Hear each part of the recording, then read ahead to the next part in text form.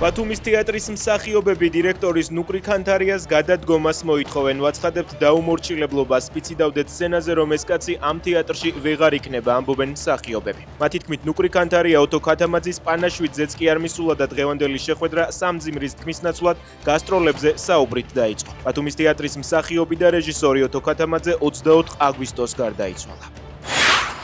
ცივი გაყინული ბოთლი ჰქონდათ და ბეჭებში მირტყეს. ერთმა-ორმა თავშიც ჩამარტყა, მერე ჩქმეტა დამიწყეს. 2 დღის წინ აქციაზე ადმინისტრაციული წესით დაკავებული ლუკა დევდარიანი ამბობს, რომ პოლიციამ მასზე ფიზიკურად იძალა და პოლიციელების მხრიდან ძალადობაზე საუბრობენ 2 სექტემბერს პარლამენტთან დაკავებული სხვა აქტივისტებიც. დევდარიანი დღეს საქალაქო სასამართლომ სამართალდამღვრად ცნო და 500 ლარიანი ჯარიმა დააკისრა.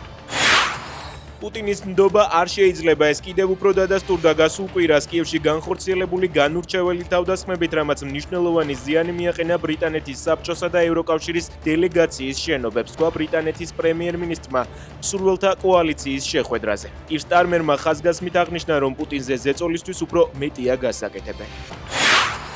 მოდის ლეგენდარული დიზაინერი ჯორჯო არმანი 91 წლის ასაკში გარდაიცვალა. ინფორმაციას მისი კომპანია ავრცელებს.